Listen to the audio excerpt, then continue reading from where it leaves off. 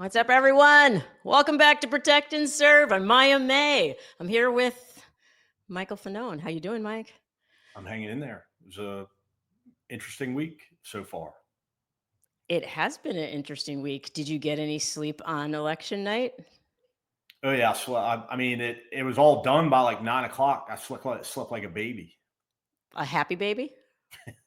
Yeah, I mean, listen, being the eternal pessimist that I am, yes, I'm happy that the Democrats won, especially here Mhm. in Virginia. I'm glad that we've got a Democratic Attorney General, and I'm glad that we have a or Democratic elect governor as well, Abigail Spanberger. Mhm. Congratulations to her and to what's his name? I forget the Attorney General's name. Anyways, Uh, Jay Jones. Jay Yeah, Jones. Yeah, yeah. Jay Jones. It sounds like a made up name. Like I feel like on top of digging up texts from him, they might dig up like that he's like a secret superhero or something. Jay Jones either sounds like a superhero or a rapper, and I'm not saying that because he's black. I'm just saying Jay Jones sounds like a rapper name. I'm sorry. These are my thoughts. But my concern is that Americans who participated in No Kings One, participated in No Kings Two, went out and voted early or voted in this election. Whether it was in New Jersey or in Virginia or in New York with Mamdani, on the West Coast with Prop 50, that they're going to say, "Oh, great, we did it, we've won, and now we." Fascism is over. Right, fascism is over, and we can go back and sit on our couch and wait until 2026 for the midterm elections. Um, I mean, I kinda wanna sit on my couch, Mike. I'm a little tired, I'm not gonna lie. I can't hate on people who are a little bit exhausted, but the work does continue. I was barely able to sleep that night because I wanted to hold on to the hope of the moment. Like, it felt so good to feel hopeful, and I knew that when I was like, "Oh, the minute I go to sleep, when I wake up, the reality is gonna set in," which is, yeah, there's a shit ton of work to do. ICE is still snatching people off the streets in violent ways. People are going hungry, and I hate that it had to get like this, and I don't know that I feel like people have learned their lesson and they understand the whiplash that happens, the backlash that comes from electing a brown person. I think Mamdani winning in New York City is going to bring, well, it already has brought I mean, the racists were already out, but they're out in ways that are pretty egregious. And so I think people now know that, oh, every step forward that we make, they're already going to come back hitting hard. But I actually don't see that happening as much. I feel like Republicans right now are still stunned. They seem a little stunned to me. yeah, I mean, you heard all that it's he's a socialist. Welcome to communist New York.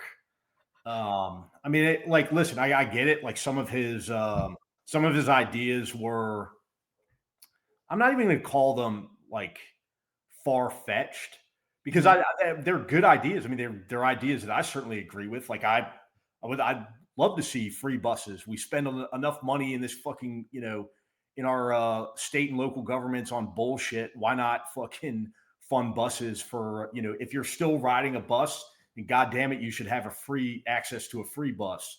And raising the minimum wage, I you know can't disagree with that. I want to see how he's goes about implementing it.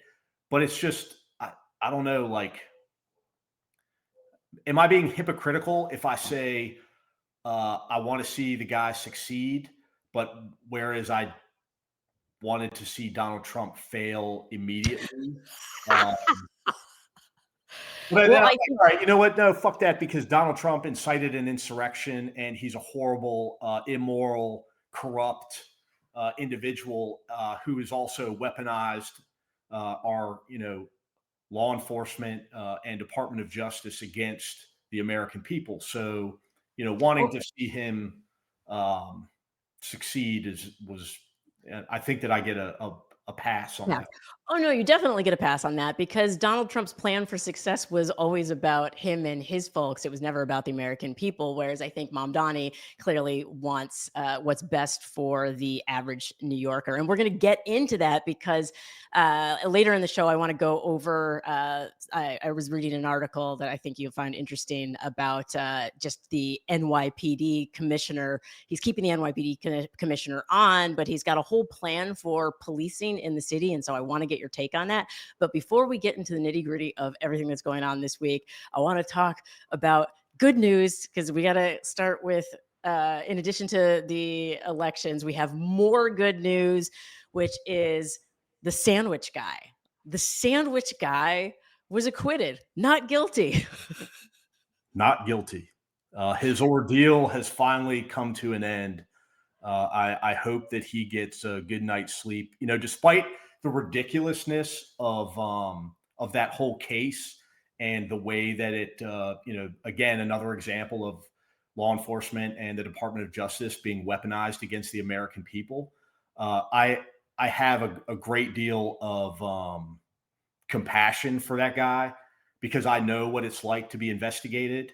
I know what it's like to, you know, not be in the exact similar situation, but that had to have been incredibly stressful, despite the fact that the charges were ridiculous. Because you don't know. I mean, you don't know what the outcome is going to be, and so congratulations, and also congratulations to Janine Pirro, because for my entire career, it was well known that you could indict a fucking ham sandwich in America.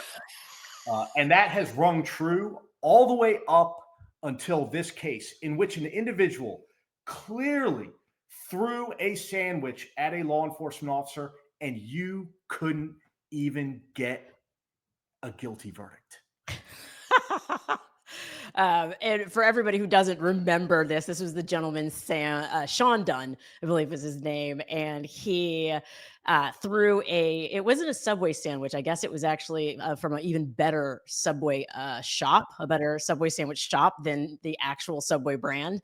And so he gave up his good sandwich to express his frustration, which I think at the time, if we go back and think about what it was like when the National Guard came into DC, nobody wanted that. And it was a very stressful environment for everybody. So I think, hey, throw a sandwich. And I'm glad that he's off. I hope they make like a movie about him, like an independent movie starring, what's the guy from Superbad? The Sarah, Michael Yeah. Sarah. Yeah, no, I mean, and I don't want people to think like I'm not advocating for people to go out and throw sandwiches or anything at a law enforcement officer. But I want to tell you this: like this is, and this is what I think that decision, that the jury's decision was about. They saw the absurdity of the attorney general getting involved, not Janine Pirro, but Pam Bondi, the attorney general, getting involved in this, you know, very small fry, small potato case, and bringing about not one, not two, but three federal felony charges to which they could not get a grand jury indictment for. And then to add insult to injury for this poor guy, after they can't get a grand jury indictment, they tried three fucking times, if I'm not mistaken, maybe four, but I'm pretty sure it was three. And Mhm. then they brought misdemeanor charges against him for assault. And from what I understand, the agent involved in this put on this performative Mhm. display for the grand jury, in which he described how distraught he was about having experienced this, how traumatized he was, and even somehow mustered up some tears. And listen,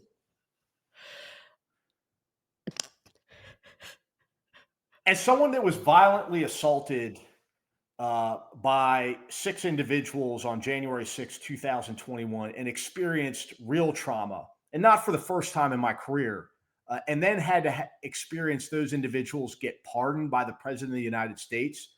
I'm pretty sure that this jury uh, did not appreciate your performance. And you did disservice to any law enforcement officer that actually gets assaulted in the line of duty, and further discrediting the badge, and discredit or shitting on the relationship between, or the trust between the community and law enforcement. So Oh, thanks. no, yeah. I was gonna say, I mean, it's like a food fight. It's people, everybody has been hit with some food, I think, at some point in their life and has come out unscathed. But this just goes to show that they're always playing the victim. Like the Trump administration is always playing the victim, and there are real victims out there. More good leadership. The Pope called out, actually called out ICE, called out DHS. How did you receive the foreigner? Did you receive him, welcome him or not? Is the question. Um, like, how bad do things have to get for the Pope to come out again? Because this isn't the first time he's called out this administration. For the Pope to come out again and cite the most basic part of Scripture. Like, this isn't even like a deep cut. Like, this is the basic stuff. Received the form. Even I know this stuff. I went to Catholic school for 3 years. I don't remember anything, but I remember this. Mm-hmm. Yeah, no, I mean, on the one hand, I applaud, his willingness to call it as he sees it, so to speak. But on the other hand, it's also it's a pretty low bar. I mean, what we're experiencing and what we're witnessing, at the hands of this administration and its unaccountable police force known as ICE and Customs and Border Patrol is so egregious that it's very easy to look at that and say that is wrong, that is immoral, that is unethical, it's unconstitutional, and even more importantly, it violates the principles of being a good human being. Yeah. Are you saying the Pope needs to do better? The Pope needs to do more? Did you just call out the Pope? I did. um, Um, but there's a new video angle of the priest being hit with pepper balls, and Bovino's commentary on it makes the situation even worse. We have the clip. I think it only came out today, so let's run that really quickly No, so I all can get your uses of force have thoughts on been it. more than exemplary. I see. So they have been actually, what would be the word? More than exemplary. Is the use of force that is shown in the video and in these photographs in terms of the striking of the pepper balls, is that exemplary? I won't make a decision on a hypothetical situation, a situation that either I'm not involved in, nor do I have any direct knowledge of. I don't know. How about better than exemplary? Is that a better than exemplary use of force? I'm unable to comment.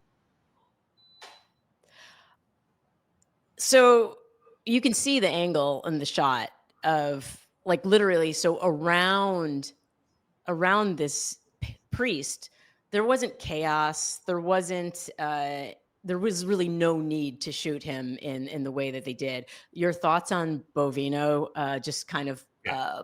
So, given the high profile, you know, attention that this particular incident drew, in that, masked federal agents fired pepper balls at an unarmed clergy member who was simply peacefully standing in a protest, which, like you said, obviously there is absolutely no threat posed to those agents whatsoever. Well, number one, Bovino, I believe, is absolutely lying, and if he gave that testimony under oath, then he's perjured himself and is a criminal. Because there is no way that, as the commander of that operation in Chicago, that you were not made aware immediately after that, went viral and hit the news. Just absolutely. And if that is the case, then you are grossly incompetent and should be removed from your position immediately. The second piece of commentary I have to say is that what that agent did that was not a use of force. That was an assault. That Thank agent you. committed a crime. And that agent should be prosecuted for committing that crime. There was absolutely no justification whatsoever for using a less than lethal, pepper ball gun on somebody that poses no threat, and to which there's absolutely no threat unless your dumbass falls off the top of the building from which you are standing, that you would even come into physical contact with that individual. And so the whole thing is outrageous. And I hope that, these state and local jurisdictions start investigating these incidents and start bringing criminal charges against these agents. Because unfortunately, I think that's the only way in which those agents are going to be stopped. And, a lot of people have told me, oh, they'll get pardoned. Well, you can't get pardoned federally by the president for state and local charges. And so I hope we start seeing, we've seen a lot of AI driven memes, pop up recently of ICE agents being carted off in handcuffs. I hope we start seeing actual ICE agents really being arrested for these egregious assaults on Americans. Well, and I think you bring up a good point about just the fact that the lawlessness, that they're the ones committing crimes. So they're both ignoring the law, but also committing crimes. And one would think, I don't know if you heard the story of the gentleman who he had been convicted, but he served his time. And then it turns out he was exonerated. He actually was not guilty. So this man spent something like 40 years in prison. 40 years, yeah. 40 years.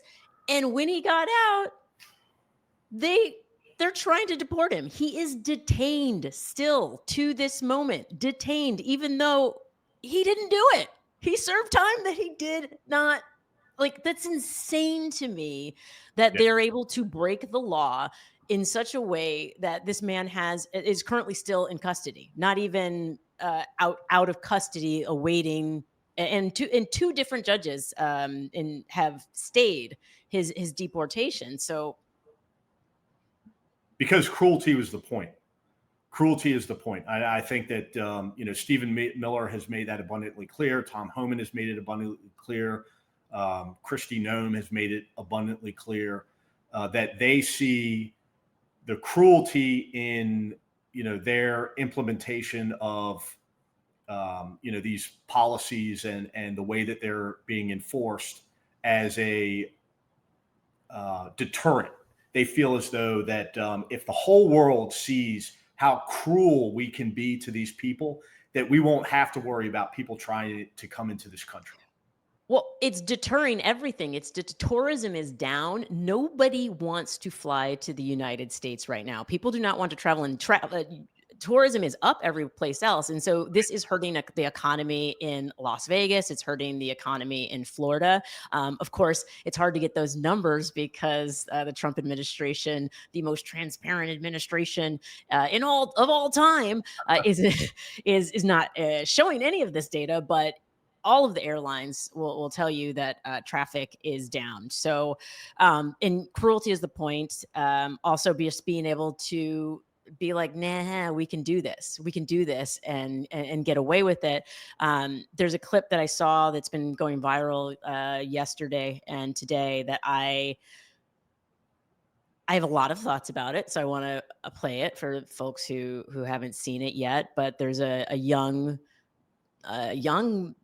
boy. He's a boy, he's 16, and he's testifying about in a hearing about how afraid his parents are to even leave the house. And there's something about this kid, the way he speaks, that was just, I couldn't get through the whole clip in one sitting because I just surge of like rage and sadness because of course a lot of this is unnecessary. So before I talk too much about this clip, let's roll it. You guys, every single one of you guys that are sitting up here to actually hear us and do something about it because I'm tired of it. Hello, my name is Manny. I just wanted to tell you guys and say that I really hope you guys do side with us and you guys really do hear what we're saying for you guys, because all of us here are actually trying to fight for what's right and fight for our rights. And I just want to tell you guys that I'm scared for my parents to walk out there to walk out their house because I might not be able to say goodbye to them if they go to work. I might not ever be able to say bye or see them again if you guys don't side with us. And I'm scared because of it, because they fought so hard to come here and choose a life for their kids. And I really hope you guys do hear what everyone in this room has been saying, and I hope you guys do side with us, because we are fighting for our rights.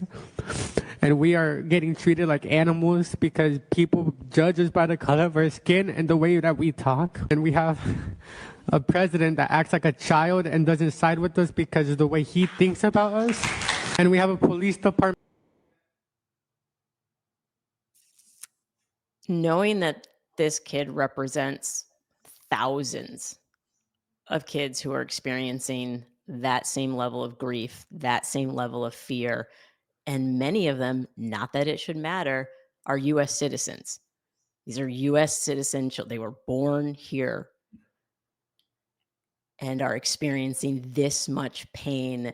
And this is the kind of shit, when I see it, Mike, I say, shut everything fucking down. Shut it down. General strike, shut the whole fucking country down. Like they want to be this cruel. They want to destroy. I mean, the amount of trauma. They go in and say, oh, we're going to go after the worst of the worst. We're going to go after the criminals. And they're going after families. They're breaking up communities. And to just see the pain in his voice and hear him begging, pleading to not destroy. I mean, these are people's lives. So I'm full of rage. Despite having a good Tuesday, I am full of rage. I don't know. When you see that, had you seen that clip before? I had. And I'll tell you, people ask me all the time why it is that I continue to stay engaged, why it is that I continue to stay in the fight, despite being disappointed so many times. And one of the reasons one of the reasons I wanted to do this show with you was for this, this very abuse of authority that's being perpetrated by this agency, ICE and Customs and Border Patrol. Obviously, it touches, it's personal to me as someone who was a police officer for 20 years. But I'm in it until this organization, this agency, has been completely dismantled and deconstructed, and that individuals who committed crimes while wearing the badge are held criminally accountable. That leadership is held criminally accountable. But I think that, going forward, there cannot be an ICE or Customs and Border Patrol in their current, as they exist currently, that they need to be completely disbanded. And I think that the vast majority of the individuals involved should never wear a badge anywhere else in this country ever again. I have to say I agree with you on that, because it does feel rotten to the core to participate in this level of cruelty, regardless of what their actual feelings may be. Maybe people are acting against their own morals right now, but the fact that they're willing to participate in this level of cruelty, but also it's just not good for the country. I said this during the 2022 midterms. I said this in 2024. If you don't like diversity, you have no business leading in America or being in any kind of leadership role, because we are a diverse country, period. And nothing's going to change that. And this administration seems to think that, oh, we're actually going to change that by removing every single brown person that's here and importing white people from South Africa, apparently, which is one of the things that they plan to do, which is insane.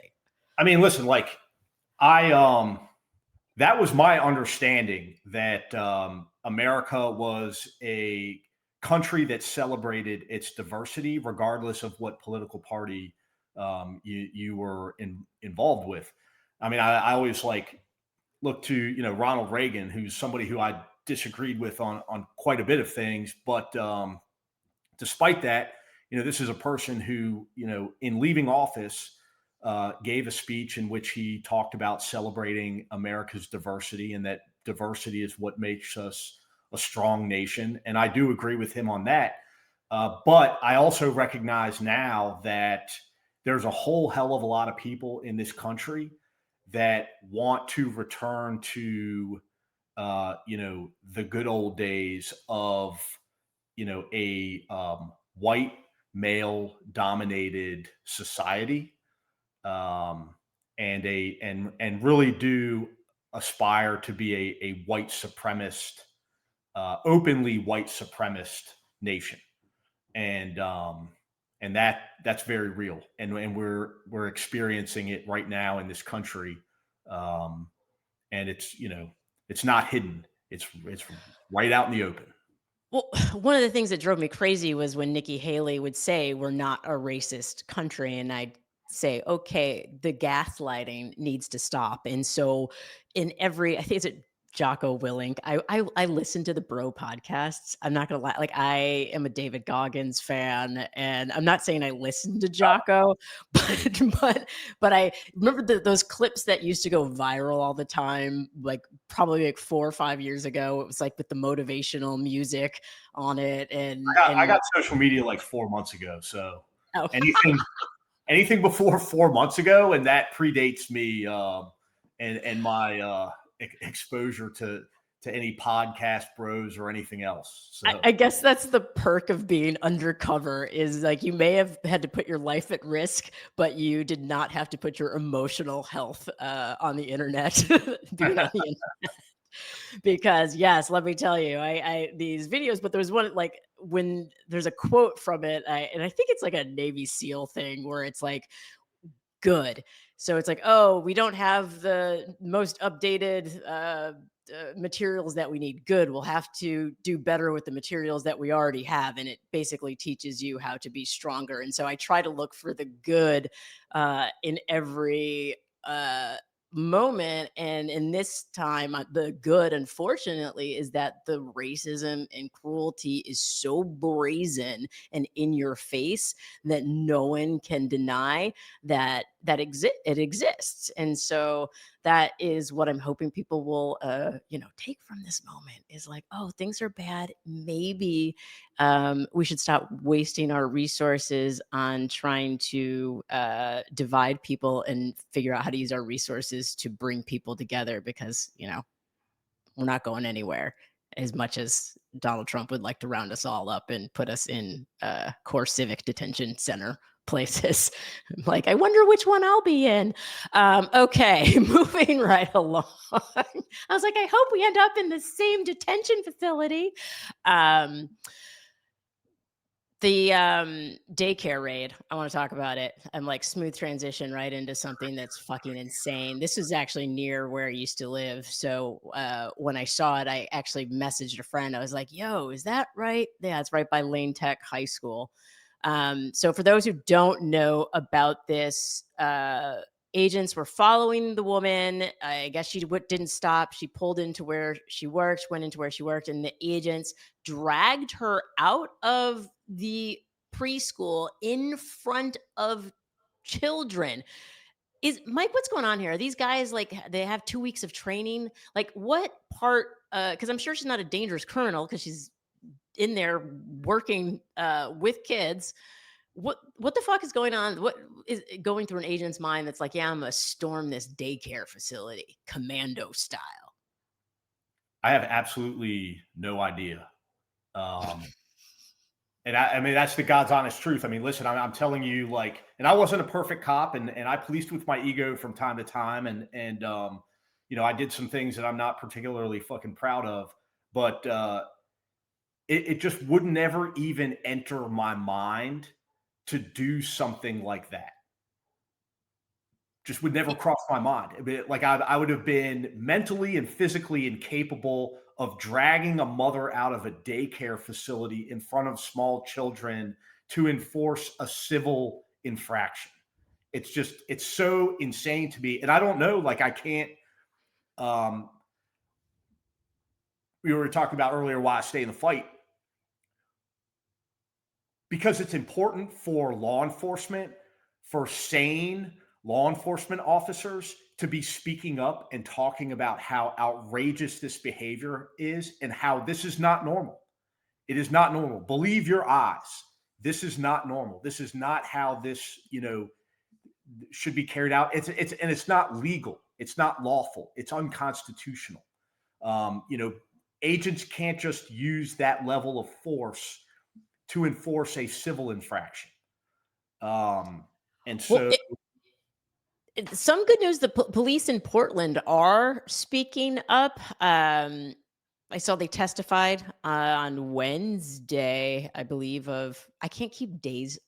Everything's blending all into one just terrible hellscape, but I believe it was Wednesday of last week that Portland police testified that the National Guard is making things worse, that they're making things more dangerous, and so I don't know if what caused them to speak up or why we're not hearing more about it, but I would think at this point there would be enough people like I feel like are you like one of the only former enforcement officers who are speaking out against like I haven't seen too many at I mean, all. there's some guys out there.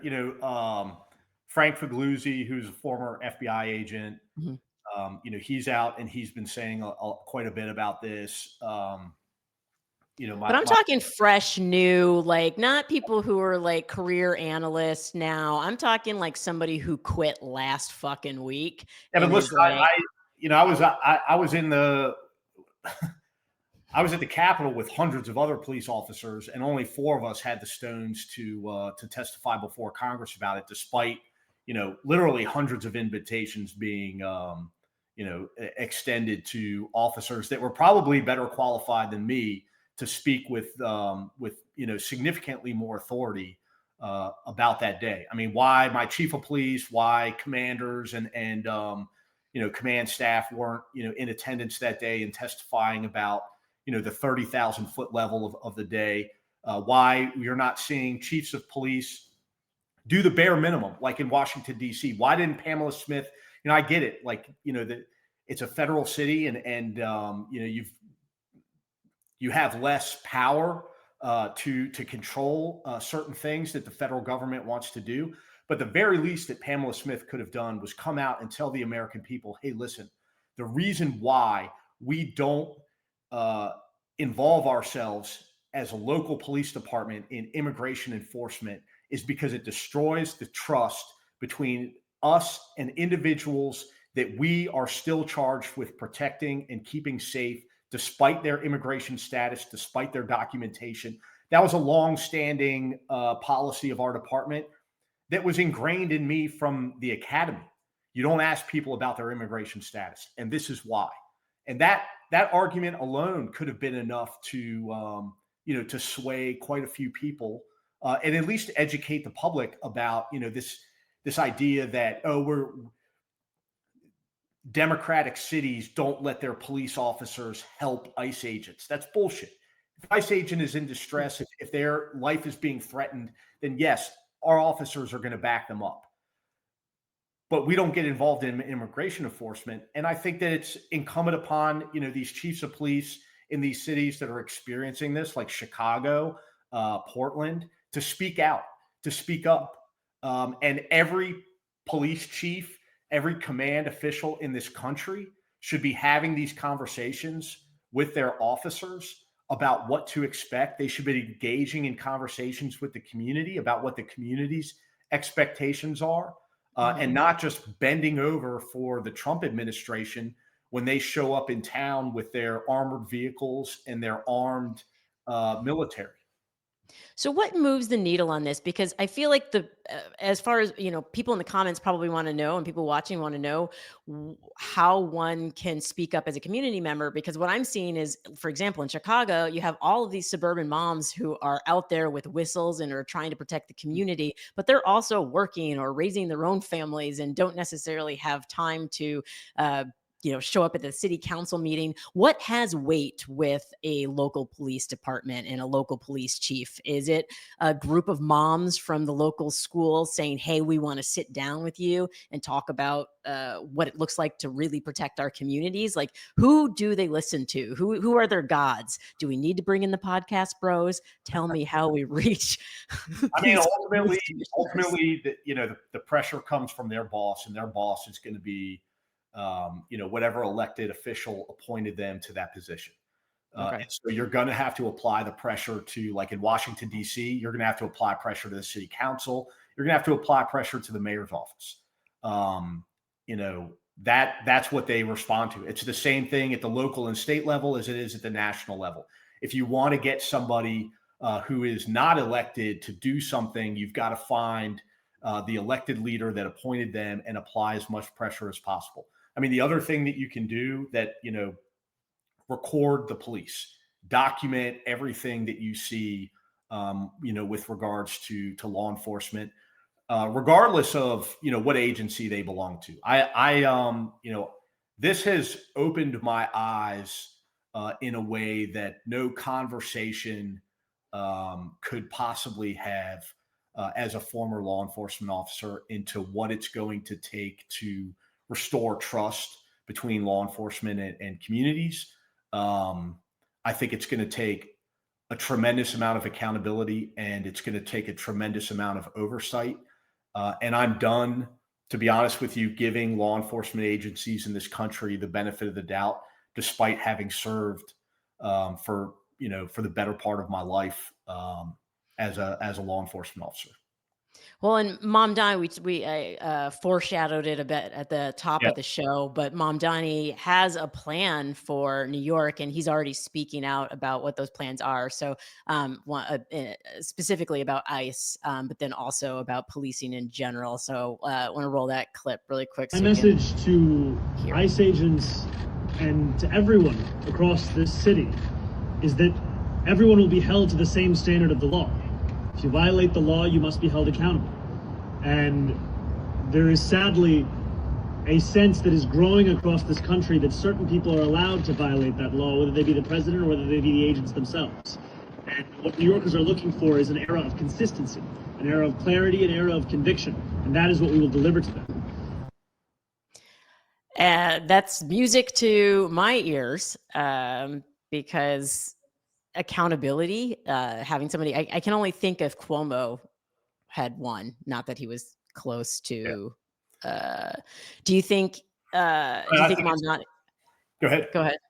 I think it's easier said than done. I mean, this is, it's not the first time that I've heard from an elected official that, there needs to be accountability within the police department.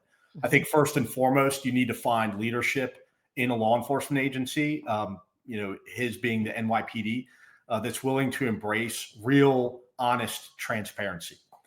You need law enforcement officials, leadership that is willing to acknowledge that there are bad actors within their department, and to tell you honestly that they want to remove those bad actors from the police department. I mean, civilian oversight is great, but it can also become it can go too far.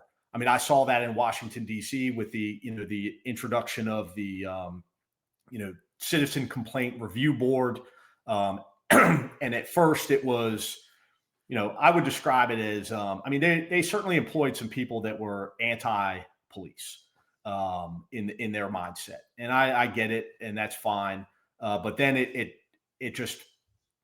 got completely out of control, and there were law enforcement officers that were being punished and penalized for doing things that should have simply garnered corrective action. They were receiving punishments that were essentially, career ending without getting fired.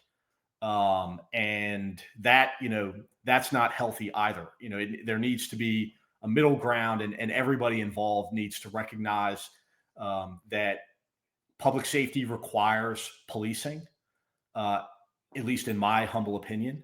And that, the best way to accomplish that is to have, individuals on both sides, on the oversight and accountability side and on the law enforcement side, that are willing to engage in honest conversation. Yeah. Go ahead. Yeah, I say absolutely. And Mamdani does what I do like is that he's laid out plans. He has plans. I think he is taking a prevention first approach, which I believe is similar to what Mayor Johnson is doing in Chicago or was trying to do in Chicago. And so putting more funding into crime prevention and I think those funds are some of the funds that are being threatened by the Trump administration because they don't want them to have that money to to be able to do that, so they can point and say, "See, crime went up under Mamdani." Yeah, I agree. I'm glad you touched on the mental health aspect of it. And I know we're under the time constraint here, but it is something that I've always wanted to get an opportunity to talk about. And if Mamdani somehow sees this podcast, this would be my recommendation to you. I agree that there's a lot of mental health related incidents that when law enforcement gets involved, they have a bad outcome, an unnecessary outcome, and it usually involves officers using force because they lacked training in dealing with individuals like that. My response would not be to completely civilianize the response to that. My response would be to create a specialized unit within the police department of officers who choose, this particular unit, and that you provide them with a tremendous amount of training, and maybe embed them with civilian response teams, so that when one of these situations becomes violent, that we don't start to see civilian casualties because we didn't have the appropriate law enforcement available in that situation. And so I think the partnering of the two is the right way to go, rather than just removing law enforcement altogether. Because officers are capable of, receiving that level of training and responding to those incidents appropriately.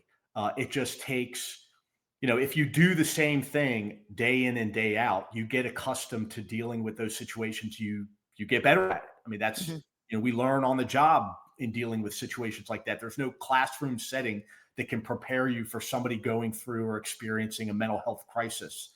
Well, and that's the thing is a mental health worker is very used to seeing what might look like violence, but is actually an autistic meltdown. And I have done a ton of reading after I can't remember the young man who was killed in Colorado, and he was behaving strangely according to the police and ignoring their commands, and he was autistic. And so I read a study after that, and young Black autistic boys are more susceptible to police violence because they don't respond in the way that police believe that they should respond. And so, yes, to more training, embedded teams, whatever it takes, because the mental health crisis in this country is very real, and it's being exacerbated by a terrible economy and leadership that is